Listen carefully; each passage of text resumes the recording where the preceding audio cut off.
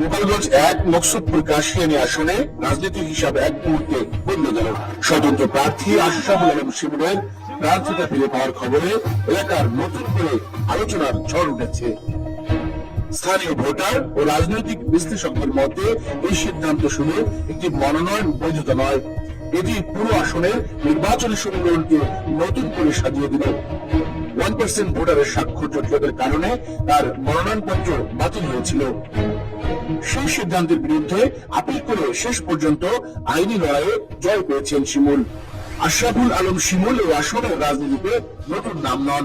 2009 সালে উপজেলা vice chairman, 2014 সালে উপজেলা চেয়ারম্যান এবং 2022 সালে মকসুদপুর পৌরসভার মেয়র, প্রতিটি নির্বাচনেই তিনি বিজয়ী হয়েছেন।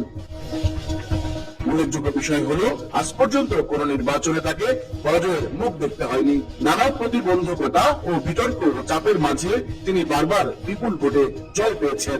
এই জনপ্রিয়তার পেছনে পারিবারিক উত্তরাধিকারও বড় ধরনের ভূমিকা রেখেছে। পিতা খায়রুল বাকি মিয়া ছিলেন এলাকার সুপরিচিত ও জনপ্রিয় রাজনীতিক। শিমুল মিয়ার বাবা খুব ভালো লোক ছিল, খুবই ভালো লোক ছিল। এই গ্রামের সারা মকসুদপুর কাশিয়ানী সবাই তার সুনাম দেখে সবসময়। 1991-1996 সালের জাতীয় সংসদ নির্বাচনে তিনি বিএনপির প্রার্থিতা হিসেবে প্রতিদ্বন্দ্বিতা করেছিলেন। সেই রাজনৈতিক স্থিতি আজও এলাকার ভোটারদের মাঝে জীবন্ত। এবারে নির্বাচনে ভিন্ন মাত্রা যোগ করেছে শিমুল লড়বেন জেলে থেকেই। বাংলাদেশের রাজনীতিতে এমন নজির নতুন নয়।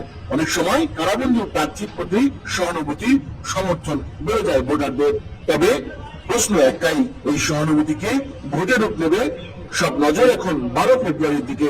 গোপালগঞ্জ 1কে পেতে যাচ্ছে জেল থেকে উঠে আসা এক নতুন সংসদ সদস্য। সময়ই বলে দেবে তার উত্তর।